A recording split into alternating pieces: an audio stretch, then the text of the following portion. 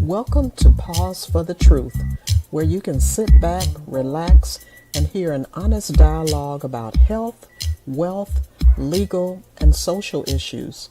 The hosts are Dr. Rogers Kane, family practice physician, and Jocelyn Turner, health education consultant, with co hosts from the Northeast Florida Medical Society and its foundation. Stay tuned for the truth about matters affecting you and your family. We're here to tell you what's really going on and why.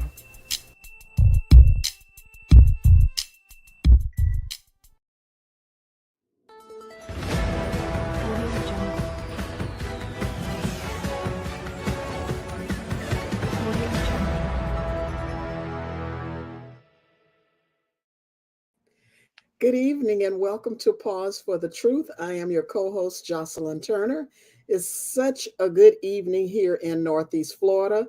As a matter of fact, that is getting really, as the song goes, Dr. Kane, it's getting hot in here Oh, yes. because the temperature the next few days is going to be extremely hot, and I have to do my public service announcement and say, please don't forget and leave your little ones, including your pets or even older people, in the hot car while you go shop or do anything else for an extended period of time. The temperatures are going to be too hot for that. So this is the beginning of the hot season and an opportunity for us to practice, to remember to take care of our loved ones. How are you doing this evening, Dr. Kane? I'm doing absolutely fine. The only thing I'd like to add to what you said was don't please check on especially an elderly neighbor if that wind up being the case where you have an elderly neighbor and because of the heat, you just never know. Just check on them, please, and make sure they got plenty of water with plenty of fluids. That's so true, Dr. Kane. I went to visit an elderly woman, and it was mid mid to upper 80s outside and felt like close to 100 in her house. She forgot to turn her thermostat from heat to cool. So it was still on when the days prior, because in Florida, in Northeast Florida, we can go from fall to summer in a matter of hours. And There so you she go. was cool, so she had the heater on and didn't transfer it over. She was like, well, I was comfortable. I was like, no, ma'am, it's suffocating in here. And you wonder why you feel lightheaded or whatever. But anyway, so I'm happy that we made that public service announcement. And our behind the scenes guy, before we introduce our guest, Tyrone Jackson. How are you doing, our technology guru, Mr. Jackson? I'm doing well. I'm doing well. And I only came from behind the scenes to correct your earlier statement. It's getting hot in here. Oh, No doubt okay. there. And And so you will be know truly correct. that's a St. Louis thing. We had to make sure you get it right. And I didn't want you to be called for infringing upon the correct way to pronounce the title of that song. So noted. Thank you. Thank you very much. I appreciate that. And Dr. Smith, that's why we are all on this show together, because we fill in the gap where the other person happens to miss out. So this evening, we are pleased to have Dr. Taryn Smith and talk about a topic that we've been getting a lot of feedback on. And so Dr. Smith, being a menopause expert, she's going to answer all of our questions as well as some that our viewers may chime in on, as our topic for the evening is navigating the midlife metamorphosis, understanding weight changes during menopause. Not just weight changes, Dr. Smith, but everything. So how are you doing? And tell our audience a little bit about yourself.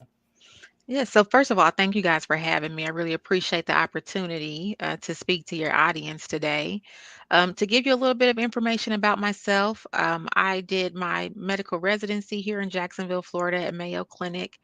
And after residency in internal medicine, I left Jacksonville, went to Cleveland, Ohio, and did a 2-year fellowship in specialized women's health there, and then was invited to come back on staff here at Mayo in Jacksonville, Florida. So Jacksonville at this point is like a second home for me. I'm originally from Kansas City. Um, Tyrone mentioned St. Louis, so I had to give the Kansas City plug. But Kansas City, Missouri is my hometown, and Jacksonville is now my second home. I am on staff here at Mayo Clinic, and I work in our menopause and sexual health clinic. A lot of people get kind of confused about, what is an internal medicine physician doing telling me about menopause and sexual health? Shouldn't my gynecologist be the one talking to me about that?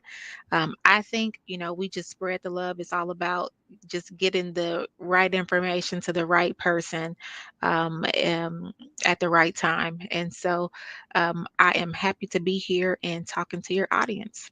Well, let me harp in on that since you mentioned about the internal medicine and uh, gynecologist. Yeah, the gynecologist may deal with some specific aspects, but in our private practice, in our in our office, in our offices, when you're dealing with especially outpatient medicine, we run across those questions and concerns all the time, and so I don't see where it is an issue for either family practice or internal medicine to step up to the plate and help fill in the gaps in terms of educating those patients. So Yeah. wholeheartedly, we need to step up and make sure that those physicians and or patients that can use the expertise that you have, we provide it to them. I obviously agree with you there. I definitely think that, it's okay for family medicine and internal medicine doctors to talk about this, especially because menopause is not just hot flashes. There's so many different things that change in the body and so many different chronic medical illnesses that can start to develop at that time in life. And so I think that it almost is a benefit to have someone who's well versed in issues and other issues too. I know we're talking about weight today, but I think before we get into weight as it relates to menopause, I really just want to take this opportunity to educate the audience about what is menopause, what's happening in the body, in the woman's body during menopause, because I don't think we give that enough attention. And I Right. often see patients who come to the office saying, nobody told me what to expect. I didn't know what was happening to me. I thought I was going crazy. And so I think we just need to do education on what's happening. Um, Also, every woman, if she lives long enough, is going to go into menopause. So this is something that affects all of us women. So to talk about menopause, which is the end of the reproductive life cycle, I'm going to start all the way at the beginning and just kind of walk through the stages. So, most young girls on average are going to have their first menstrual cycle about age 12. And essentially, what's happening during regular monthly menstrual cycles, hormone levels are fluctuating at different points in the month. And these fluctuations are necessary to trigger certain events. For example, trigger ovulation to occur, trigger, your uterus to prepare for an embryo to be implanted if you were to get pregnant. And if you don't get pregnant, you rinse and repeat, right? We have a menstrual cycle and the process starts all over. So we have these constant fluctuations throughout the month, but it's very rhythmic, right? There's a rhythm to it. And these fluctuations are normal. So, what happens then? We're having regular periods. We have this rhythm going every so often, every blue moon. It's understandable or reasonable to skip a beat. You may have an irregular period here and there, but for the most part, every woman has her rhythm. When we start to transition into perimenopause, so that's the time frame that's leading up to menopause. That's our transition from reproductive to menopause. What's happening there is that we are skipping beats more frequently. So the ovaries are really trying their best to keep up with estrogen production, keep up with ovulation, but they're starting to lose the ability to do that. So sometimes they can keep up, sometimes they can't. So what that looks like in a woman's body is hormone levels go up, they go down, up and down. And it becomes almost an unstable environment within the body from a hormonal perspective. And it's those fluctuations, especially those rapid fluctuations and dramatic fluctuations, that are responsible for a lot of the symptoms that women experience. And most women will start to experience menopausal symptoms before they go into menopause. It's usually during perimenopause where women tend to be the most symptomatic, and that can continue on to menopause. So the ovaries are trying to produce, but they can't. Sometimes they can, sometimes they can't. And then when everything just stops, when the music just stops, and they stop producing estrogen, you stop ovulating. That's when you're in menopause, and you would have to go a full year without having a period before we diagnose you with menopause. And once you're in menopause, you are henceforth and forever a menopausal woman. It's not something that we go through; it's a phase of life, and so we're in menopause until we transition. So that's essentially what's happening through the reproductive years and on into menopause. So estrogen levels dramatically decline, and we're no longer going to be producing that from the ovaries. This is important. We've got estrogen receptors all over the body. Estrogen receptors in the brain, the bones, the heart, the breast, the vagina, joints, estrogen receptors literally all over the body. And so, because of this distribution of receptors, all these different organs can be impacted by that drop in estrogen level. And so, that is why we see this myriad of symptoms. So, some women might have hot flashes. That's kind of the classic symptom that everybody knows, hot flashes and night sweats. But some of the other, less talked about symptoms that women may experience, fogginess, not being able to focus. There's a lot of research nowadays that show that women can start to fall off the work ladder during menopause because it's hard to focus. It's hard for them to be productive and get things done efficiently the way that they were able to do it before. There's some women can have mood changes, right, because of those estrogen receptors and fluctuations that are happening in the brain, irritability and those types of things. Luckily, the mood changes tend to improve once you go into menopause, but they can definitely be an issue. um, Women can have joint aches. You can see skin and hair changes, vaginal and sexual changes, changes in the bladder. So, like I said, a large span of symptoms, and not every woman's flavor of menopause is going to be the same. Some women may have, just a couple symptoms, some may have none. Um, but it's the drop in estrogen that's responsible for the symptoms. What age do women typically start to feel those symptoms, Dr. Smith? In the US, the average age of menopause is 51 and a half, but natural menopause can happen anytime between ages 40 and up to 60. My oldest patient Wow. actually was 62 when she stopped having periods. It's the But youngest that I'm thinking about, age 40, really? yes, ma'am. Age 40, we can see natural menopause happening as early as age 40. And Wow. so, if menopause is happening at age 40, that means perimenopause is happening in the 30s, right? So, That some is women can right. start to experience those symptoms really young. So, it really just kind of, depends on. Your body's ovarian function essentially, but wide range of ages that can happen.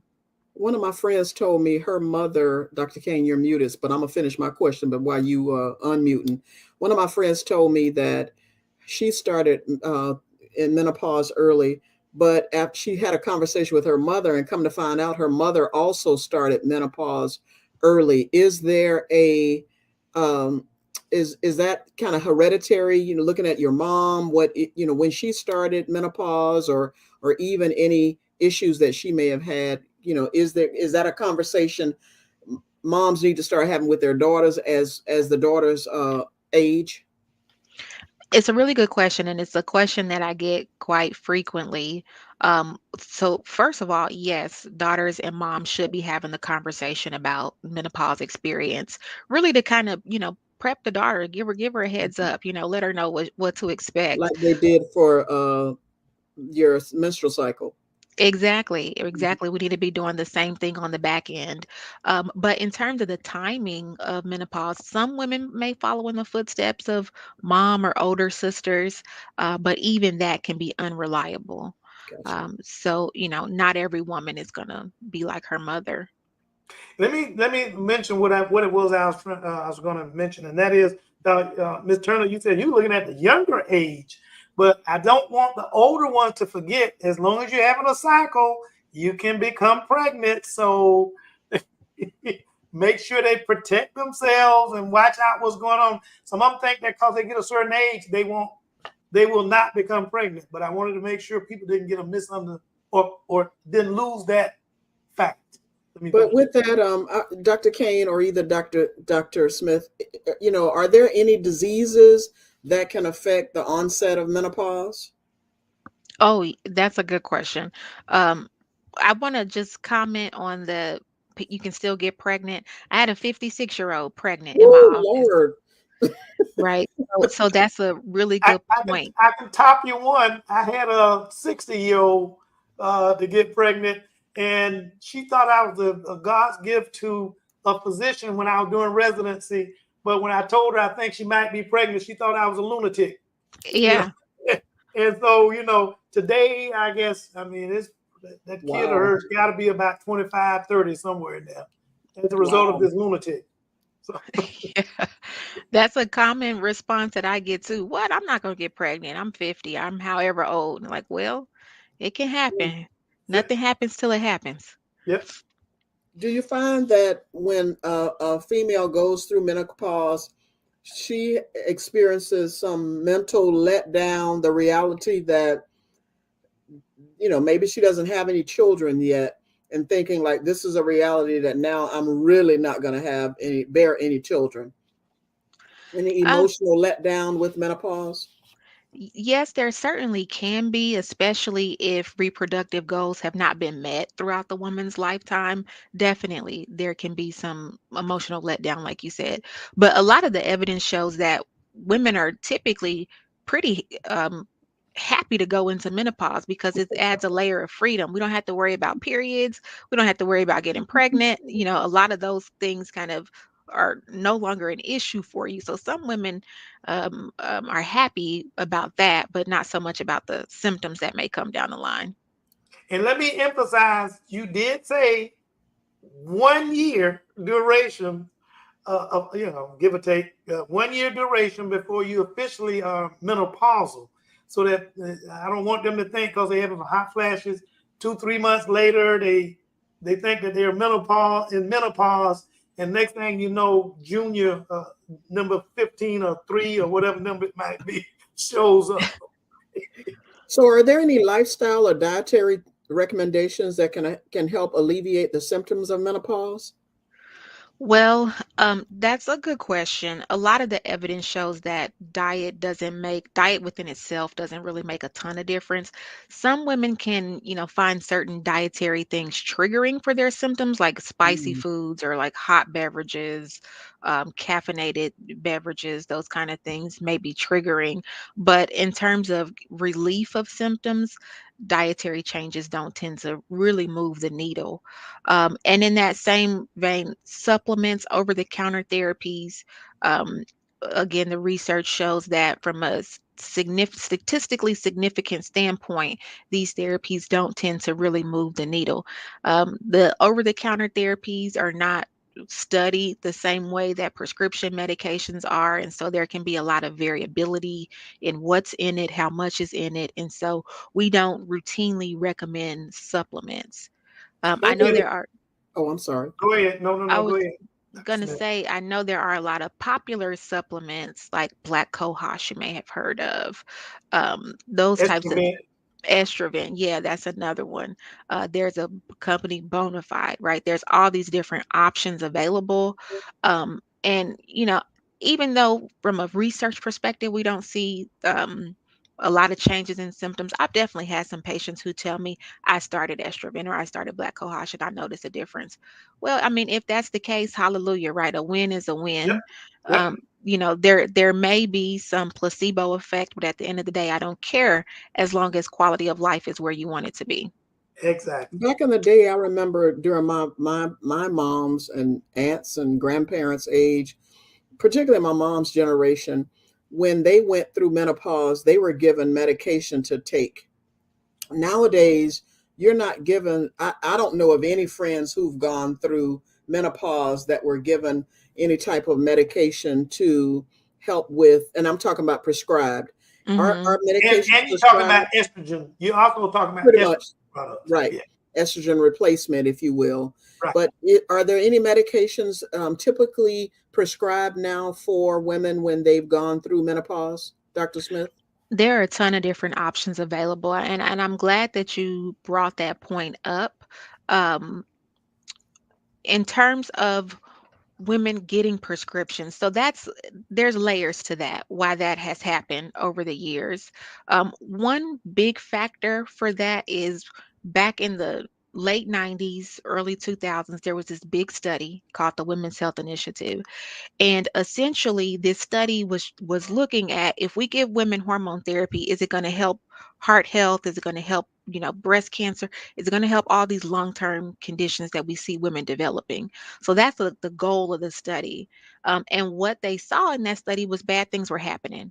There, we actually saw increased risk of stroke. We saw increased risk of heart disease. We saw increased risk of breast cancer and blood clots. And so when those study results came out, it scared women off of hormone therapy. It scared doctors from prescribing hormone therapy. And it also took education about menopause and hormone therapy out of medicine, out of medical schools and residencies.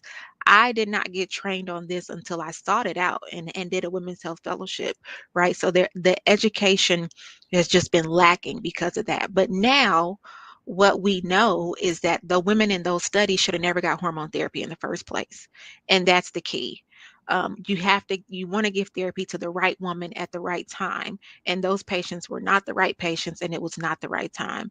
These were women who should have never been on it. Bad things happen. And we blame the hormone therapy as opposed to looking at the study design itself.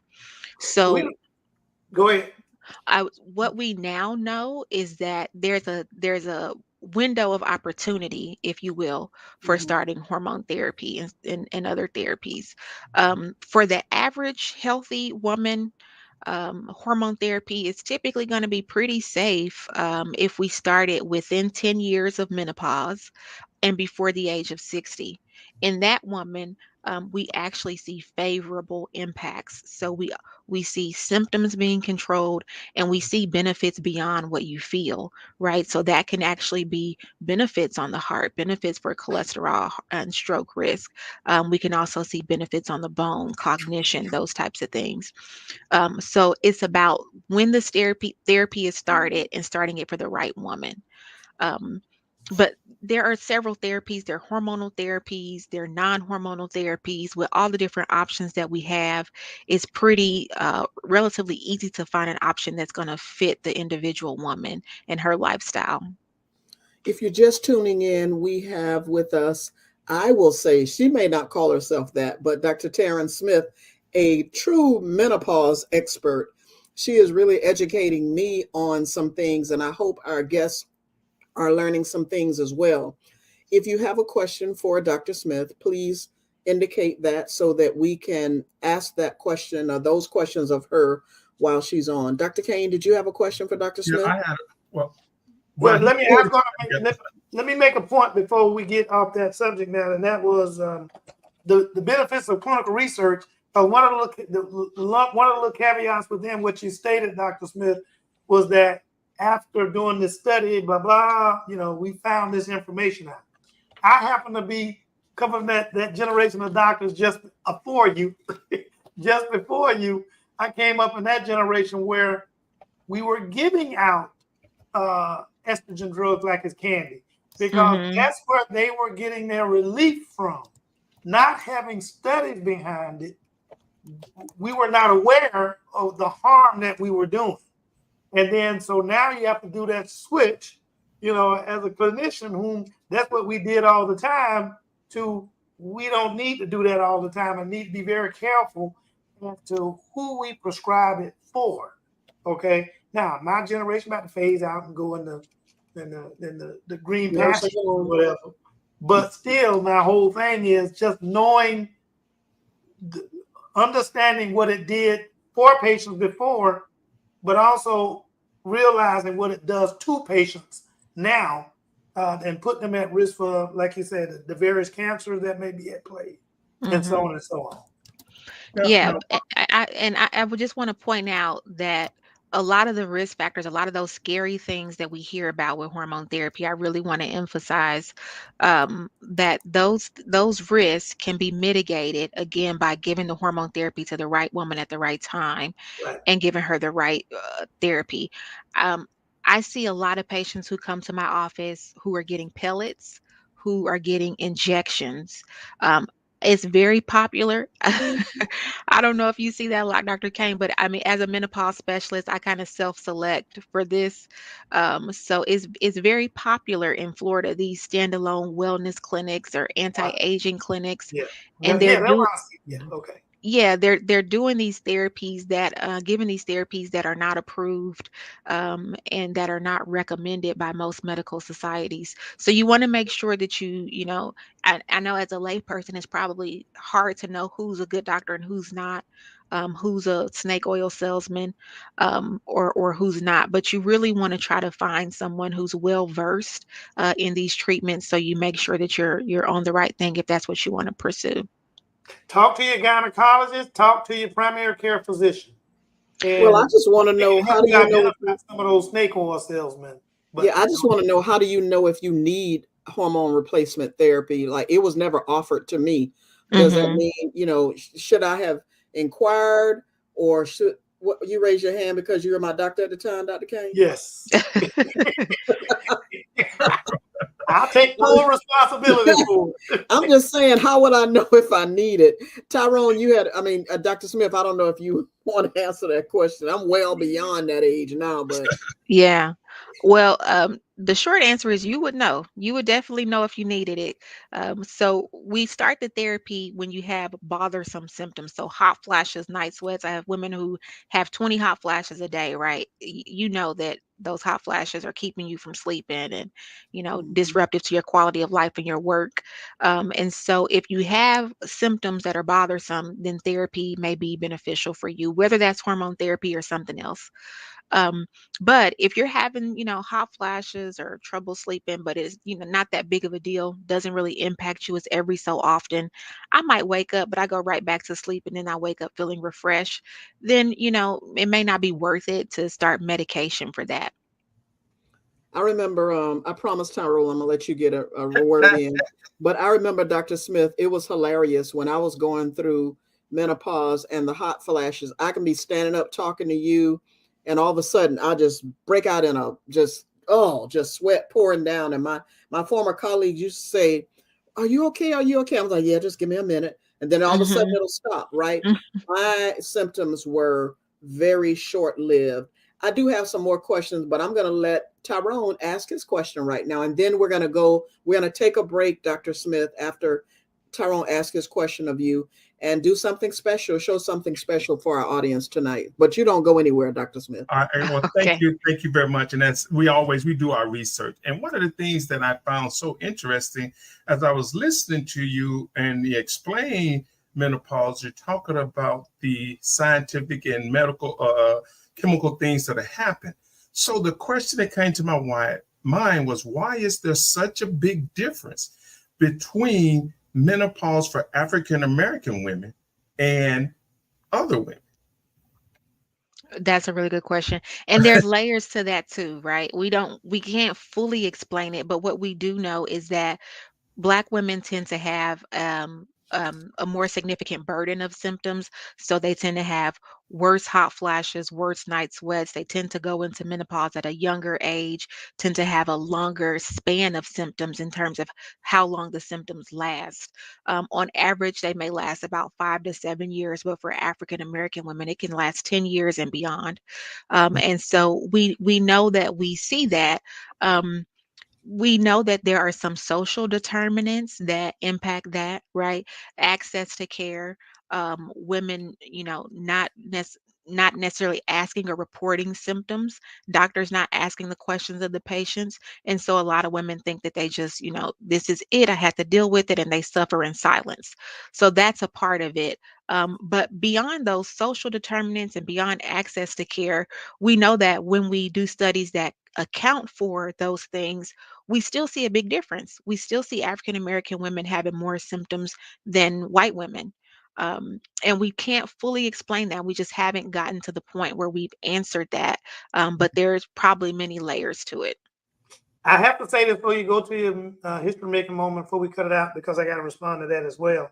African American women do tend to, in our opinion, experience more stress and anxiety as it relates to just dealing with everyday life, dealing with the politics of the country as it, evolves. And that's something we can get into later. Also, we wonder about our diet and how much fat is in the diet. Does the Southern diet contribute to that? And you can probably answer that, Dr. Smith, better than I can in terms of how much fat or something of that nature. Then I also think about when, excuse me, a lot of times when we start eating eating out more, and there are hormones added to the different meats that we have, to try to increase the size of that chicken so he looks like a turkey, as big as a turkey or whatever it might be.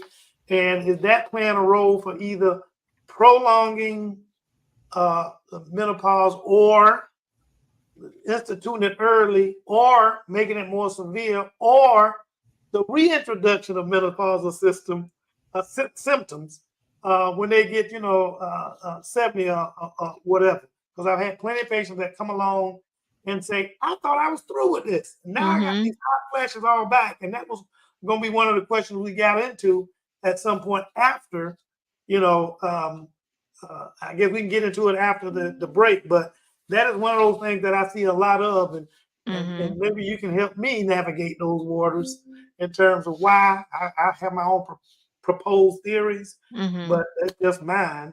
I'm not an expert. And so other than that, we can take it up on the other side of the break, Ms. Turner.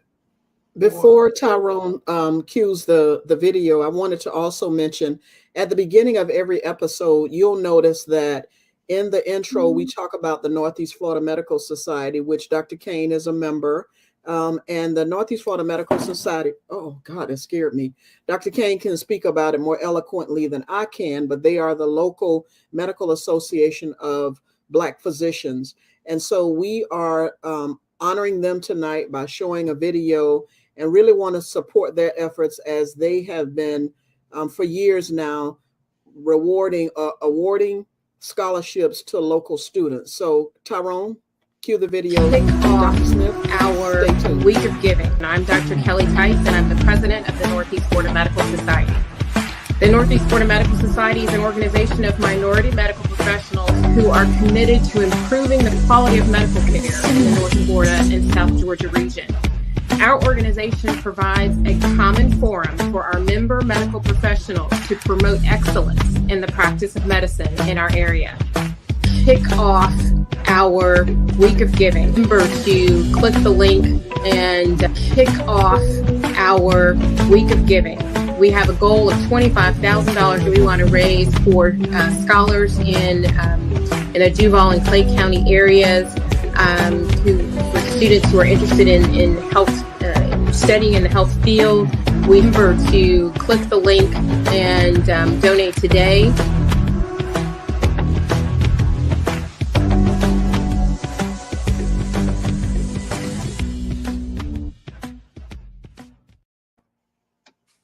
Well, that was mighty swanky, Northeast Florida Medical Society and its foundation. Let me throw in 2 cents on that, if I can. Okay, as president, I was, Dr. Smith may not know it, but I know you other two guys know it. I was president for the Medical Society for greater than 20 years, having been replaced by Dr. Kelly Tyson. Finally, thankfully, somebody stepped up and took that duty on. I will say that, we have been out on the forefront of whatever happens in the community. Probably the most recent and notable is issues going on with COVID, okay? And that went on with COVID, and making sure that our community and the needs in our community were addressed at that time. We went all out to, whether it was television, radio, whatever it may be, And as a matter of fact, that's what started this podcast. And because of the success that we had with influencing our local leaders, our state leaders, and our national leaders, we were out on the forefront, to be quite frank with you, even before the National Medical Association. We introduced that whole issue way back early on about what was going on with COVID when they were trying to keep it secret because of one of our local senators that was giving us the 411. I have to give her credit, Dr. Audrey Gibson. I'm not doctor, but Senator Audrey Gibson.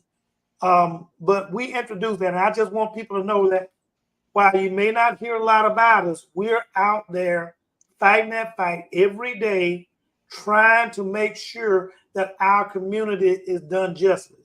Now, our community, obviously, you can look at it being with Black folks or minorities, but like many of us, we have various, patients, a pleomorphic list of patients that include Black, white, Hispanic, many of us do. And so, but it's an organization that we're not afraid to step out and try to do what's right for our community. So I would encourage everyone to give. I am giving. I wasn't able to get to the podcast last night because of other obligations, but I will be giving, and it'll be okay. I don't like doing this, so I'm not going to say how much it is, but I'll let you guys have enough next time, Tyrone. Ms. Turner. And by the way, I would like to say this: Dr. Kane won't pat himself on the back, but when I was at the health department, I worked with him a lot on different projects, including prostate cancer, and the list goes on and on, as it relates to men's health in particular. And as he said, the Northeast Florida Medical Society spoke out early, dispelling myths, answering questions from the community about COVID-19. And AIDS. Because people were just, quite frankly, getting so much misinformation online, on television, in the news, unfortunately, at sometimes, that the medical society really stepped up. So if you have a heart for giving, I know you probably just paid all your taxes and don't have the whole lot of money now, but consider donating to the medical society. I promise your giving will go to a good cause. We're going to get back to Dr. Smith, because one of the things that we heard, Dr. Smith, which prompted us to reach out to you, is a lot of women who were used to having their girlish figures for so long have found that, before they could just, maybe cut calories for a little bit and lose the weight, but the weight, since they've gone through menopause, the weight is just not going away as it used to. And so I want to talk about that next. I first want to ask a question that that's, I don't know why it hit me as you were talking earlier. Do women experience a decrease in sexual drive when they go through menopause?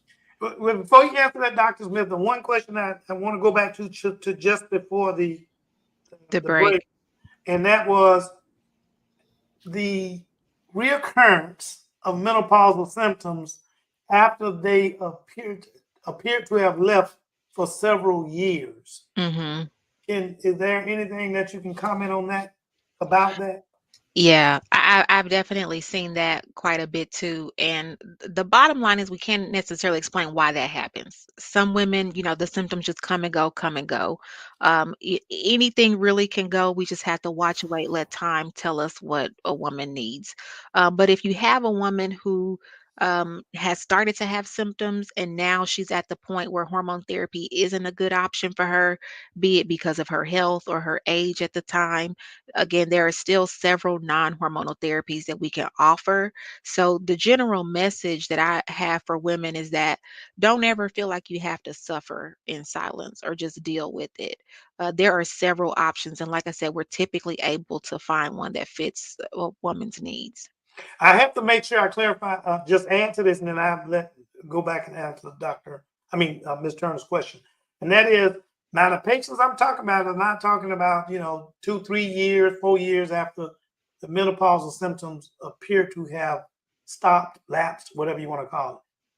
I got some that it might have stopped at 55 and they start feeling it again in their 70s.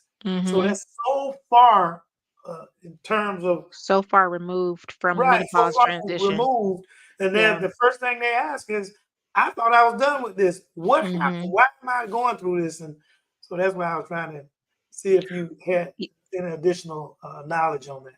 Yeah, one thing to make sure is that it's not from some other cause, you know, Yep, Yeah. because there are hot flashes related to menopause and night sweats related to menopause, and then there are sweating episodes. There's night sweats from cancers and other things that can cause or mimic those kind of symptoms. right. So have always have a healthy level of suspicion when that kind of situation occurs.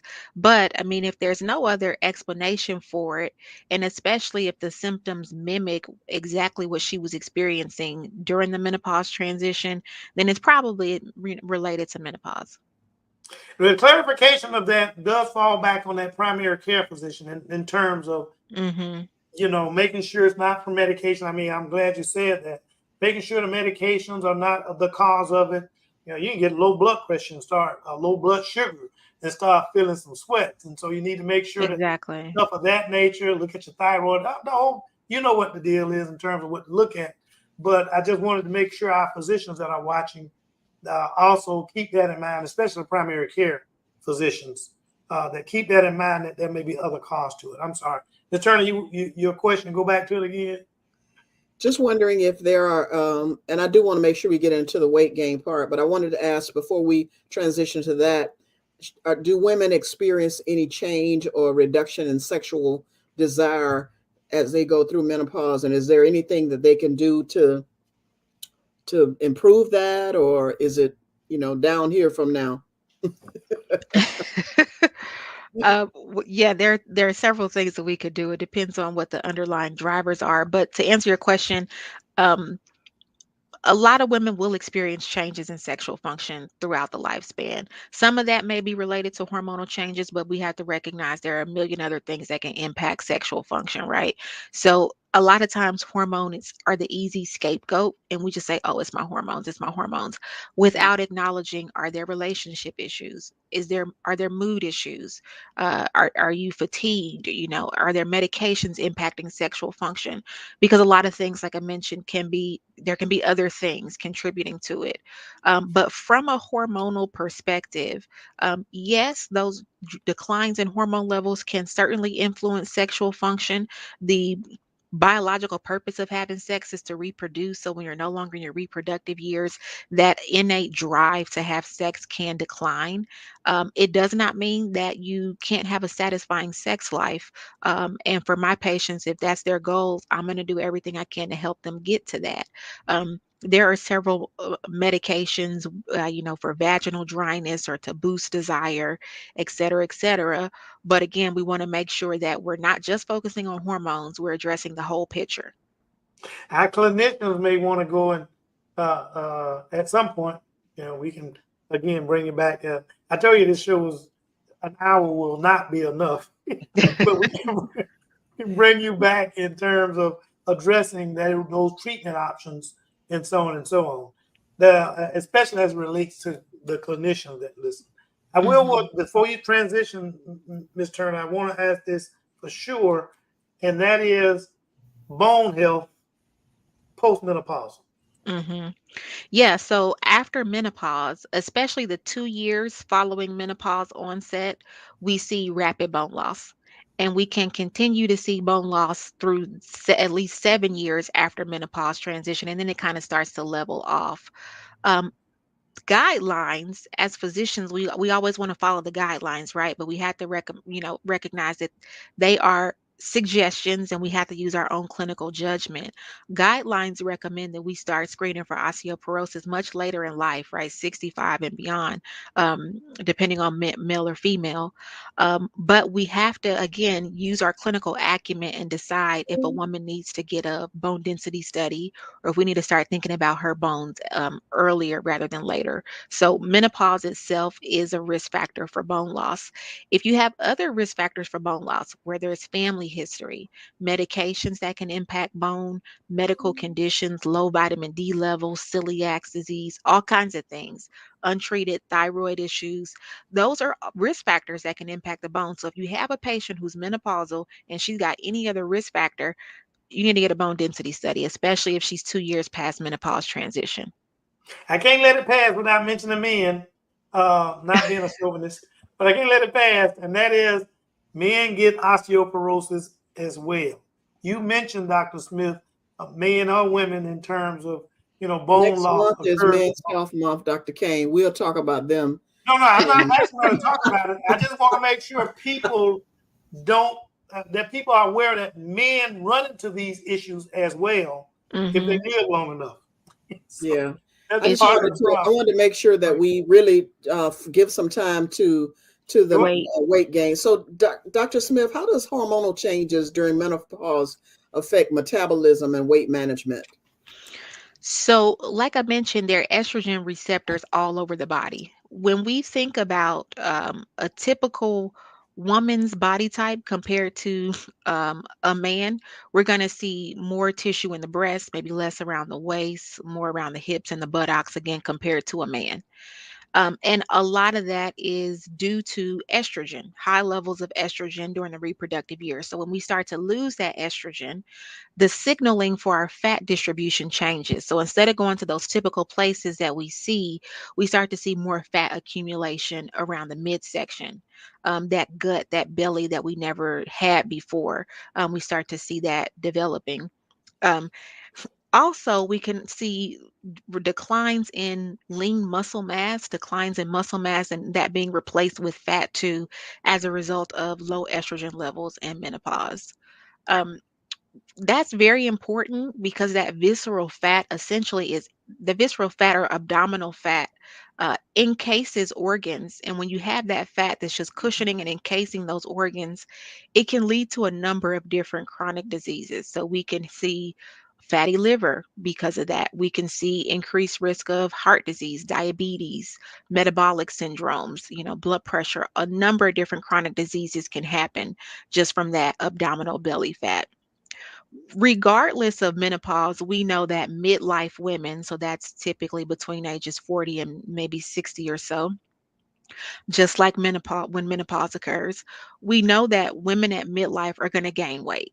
Just in general, regardless of their menopausal status, when women reach midlife, metabolism starts to slow down and we see some weight gain. Typically, that's going to be about 1.5 pounds a year. Um, so we start to see, what worked before doesn't work going forward, right? If our body is changing and our metabolism is changing, but our habits are not changing to account and make up for the metabolism changes, we're going to gain weight, right? So it's almost like you got to eat less and exercise more just to stay the same. And anything beyond that is going to lead to some weight gain. Some of my patients I see get that spurt of weight gain. I know you said at 1.5 pounds per year, and then if you're looking at 20 years, so, you might have a significant amount of weight gain over 20 years. But if you're looking at, I have some of them, boy, it look like they turn the corner in a matter of a year or two and they gain 15 to 30 pounds, and of course, there's a lot of issues with them when that happens. In a reasonable explanation, I can tell you what I wonder is part of it, but anything that you're aware of that makes those spurts, the likelihood of those spurts and weight gain versus those who accumulated it with regularity over several years? From a hormonal and menopause perspective, menopause itself is not going to account for that dramatic of a weight gain. So we can't just blame all midlife weight gain on menopause, right? We need to be thinking about, well, what are your habits? How are you eating? What's your diet like? And how are you exercising? Are you active, right? Because like I said, we try to do those things that work for us in the past, but what worked in the past is not going to continue to work as our bodies change. So we have to adjust along the way.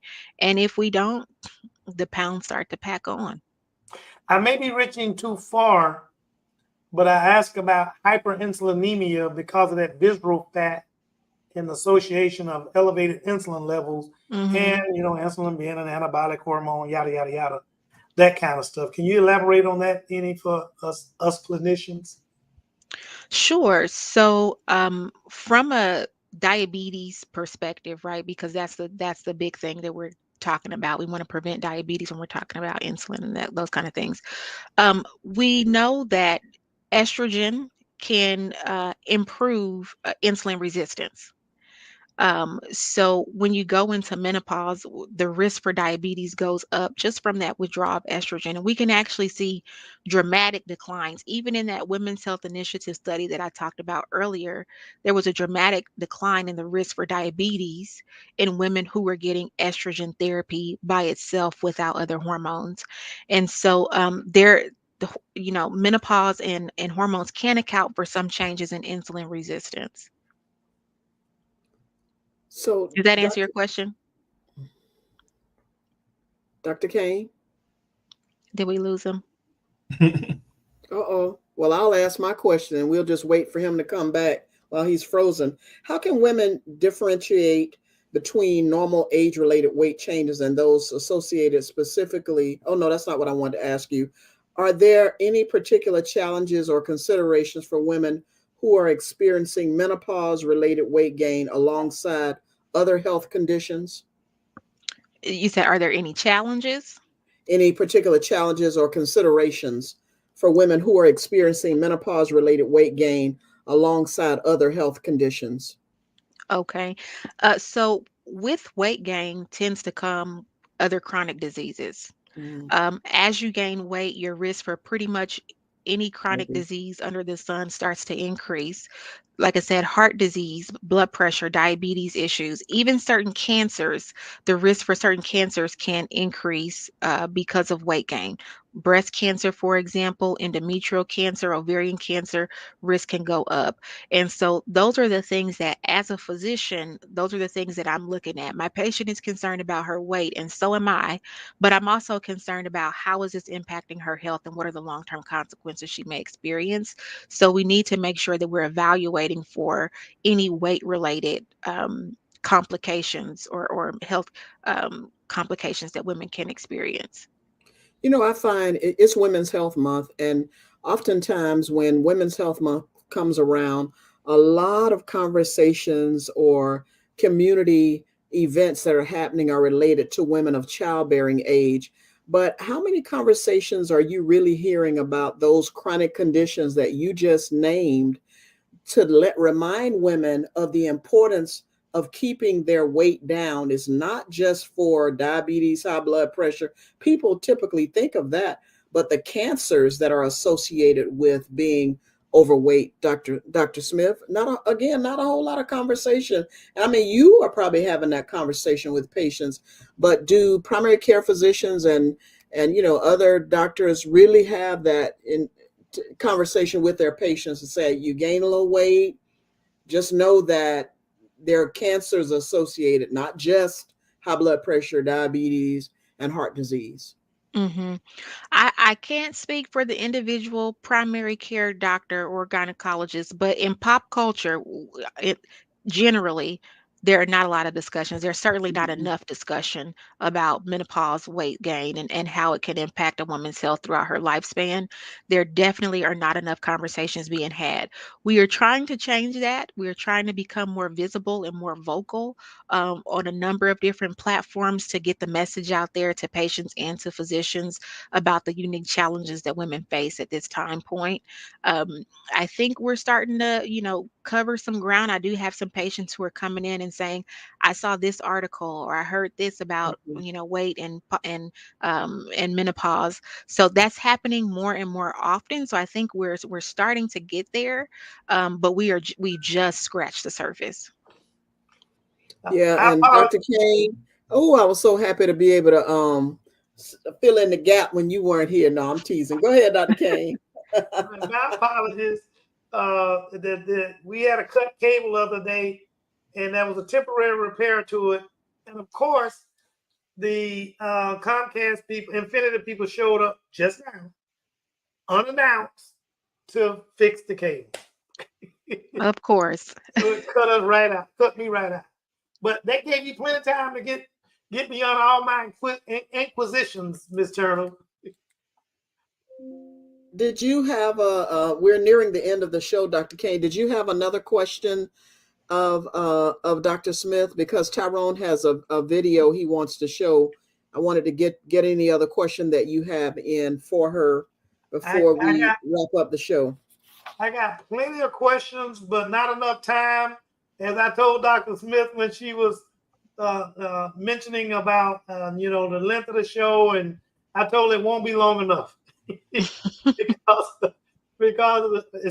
because of the topic, and usually because of our guests whom are so well versed in terms of the topics that they come to present, that they have a lot of information to share. So no, I really appreciate you coming on, Dr. Smith. And I'm assuming, Ms. Turner, we doing our finals.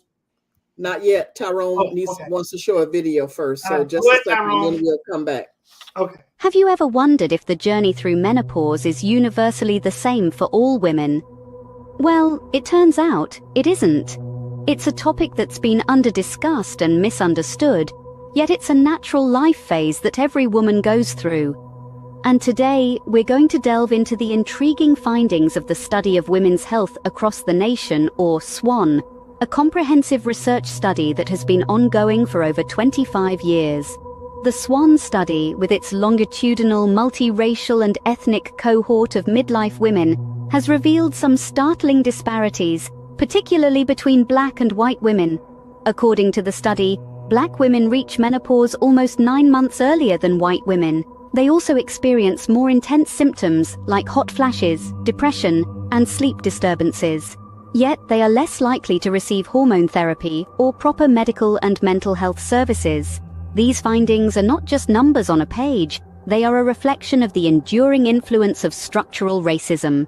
This term refers to the differential access to the goods, services, and opportunities of society based on race. It's a major contributor to the health disparities we see between Black and white women in midlife.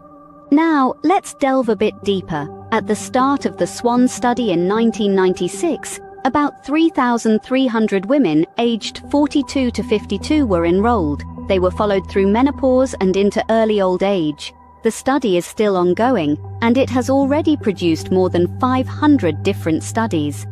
For this particular analysis, the researchers, led by Shaban Harlow from the University of Michigan School of Public Health, set out to understand the differences between Black and white women. They took into consideration the fact that these women were born into and educated during the Jim Crow era, a period that significantly framed their life experiences, access to education, healthcare, and housing. The researchers evaluated the differences in the menopause transition of Black and white women. They used factors such as socioeconomic characteristics, everyday discrimination, and life stressors as proxies to evaluate the impact of racism on health outcomes. At the baseline of the study, almost half of the Black women reported experiencing vasomotor symptoms, compared to 37% of white women. Moreover, 27% of Black women reported clinically significant depressive symptoms, compared to 22% of white women. Black women also had a greater disease burden than white women. They were more likely to self-report being in poor health, more likely to be obese, and more likely to have conditions such as metabolic syndrome, diabetes, and hypertension. As the study continued, these health disparities persisted. According to the analysis, Black women were 50% more likely than white women to report hot flashes. They were also more likely to experience sleep disturbances, depression, and other health-related issues, thus painting a stark picture of the health disparities that exist between Black and white women. The SWAN study forces us to reflect and reframe how we think about examining race and ethnicity. It's not just about the numbers, it's about understanding the deeper implications of these findings and the lived realities of these women. As we continue to peel back the layers of this complex issue, it's clear that there is much more work to be done. But every step we take brings us closer to a deeper understanding and, hopefully, to a future where such disparities no longer exist. Wow, Tyrone never ceased to amaze me, the videos that he finds related to our topic. Thank you, Tyrone, for presenting that to us. Dr. Smith, this has been a very enlightening show. Dr. Kane, do you have any thoughts about the video before we wrap up the end of the show? Yeah, I mean, I think the video pretty much highlights some of the things that we kind of mentioned a little earlier. And when I talked to Dr. Smith and let her know what the show was all about, I explained the different kind of topics that we cover and what genre we always looked into. And one of the things was politics. And I mentioned to her that the politics of medicine dictates that on a health show, we must discuss politics in addition, as it relates to health. And so just the different stressors that I mentioned earlier that Black women tend to have, particularly post-slavery, post-Jim Crow, post-Trump for that matter, that we have issues as it relates to while their health can be better or just as good as Caucasian health if they were not facing these issues. Thank you, Dr. Kane. Dr. Smith, you have been amazing, enlightening us, our audience. As Dr. Kane says, we need to continue the conversation and have you back on the show and really continue to delve into it. Oftentimes during the show, we have questions from our audience, but it can be a sensitive topic for some people. They may not want to put it out there because it may seem like their problems are broadcast publicly. So we certainly understand that and hope that we asked you all the questions that our audience was thinking, but too shy to ask. But we would like to give you an opportunity to share your final thoughts, Dr. Smith, regarding tonight's topic. So you can take it away. Okay. Well, I know we're at the end of the show, so I won't get on a soapbox, but again, just kind of Get on the highlight. soapbox. Get on it. I'll just highlight a couple of key points. I think that especially in the Black community, we need to be more vocal about our symptoms as patients and advocate for ourselves. Even if your doctor isn't asking you, bring it up if it's bothering you. Again, because you don't have to suffer in silence. There are plenty of things that we can do about it. And as physicians, we need to be, more responsible for our own education, learning more about menopause. I'm sure all of us see menopausal women, unless we are in pediatrics, we're going to see menopausal women. So we need to be educating ourselves as clinicians and making sure we're delivering the right therapies to our patients. Thank you, Dr. Smith. And you, as Dr. Kane said, you could have stayed on your soapbox a little bit longer, but we'll definitely have you back on the show. Dr. Kane, what are your final thoughts regarding tonight's topic? Well, Dr. Smith, I know I caught you I'm not going to say last minute, but caught you unexpectedly. I know you got family and work obligations, so that you, even for 1 hour, you had to forego just to participate in our podcast. And I really appreciate you coming on. I'm going to send an electrician to fix your light issues. So I think maybe we should have been able to afford one, but okay. I mean, but he'll fix your light issues. And for the audience, we were just joking about her not being able to get that proper background light that was going on. But I really like to thank you for coming on and educating our audience and myself. And I believe I won't have to speak for them because they hear my other two, what's the word I'm looking for? My other two team members. Yeah, team members. Okay, I'll be polite. My other team members that have participated in this project, and we would most certainly love to have you back on, because I don't think we got to half of what we can talk about and what our audience wanted to talk about. And so I think what the video that Tyrone gave and what your comments are highlight why we need discussion in the community about topics like these and any other topics that affect those African Americans, especially minority. So power to menopause for the truth. Thank you, Dr. Kane. Tyrone, did you have any final thoughts? I know you did have a question of Dr. Smith, and you were posting some comments. Any final thoughts for tonight? Well, of course, any opportunity to come from behind the scenes and be heard, I do take advantage of that. First of all, I want to echo what Dr. Kane said and thank Dr. Smith for coming on. The information was, I think, valuable. I think it is awesome that we had an opportunity to have this discussion. There's some things that easily go unspoken in these kind of discussions, and that is the men who are married to menopause or perimenopausal. Just being able to hear the list of possible symptoms changed my understanding of things. All right, because, you know, being married and then being married to someone and these things happen, it's easy to chalk them up as being something other than what they are. So from that standpoint, I think it's very important, and I hope those who are watching and listening take advantage of that information. It's extremely important that we understand that there is a multitude of things that can be happening. And for every individual, it can be different. The thing that struck me the most is not only can the symptoms be different, but the degree to each symptom can be different. So as a spouse, we want to be sympathetic and we want to be mindful of that. So that's my close. Yeah, listen to you. It's not all in her head. Great point to bring up. But she gets in mind, but go ahead. Dr. Smith talked about the social determinants of health, and they are the conditions and environments in which people are born, live, learn, work, play, worship, and age. And during the video, Tyrone, it was shown that there are a lot of things that influence that.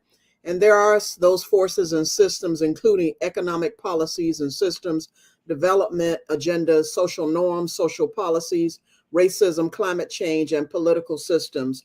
As we work and strive every week to share as much as we can to help you understand those things that are going on, I'd like to also leave with you that Dr. Kane and I have had conversations about the number of patients, his patients, who, because of the instability of housing nowadays, are not only faced with managing their chronic health conditions, but sometimes they're managing those diseases in their car because they don't have a safe place or stable home to live in. So I'd like to challenge our listeners to make sure that you stay engaged, stay involved, and start advocating for things that may not be affecting you, but affect our brothers and sisters out there who are more and more living on the streets, living in their cars because of the policies that some folks are making, not considering the whole person.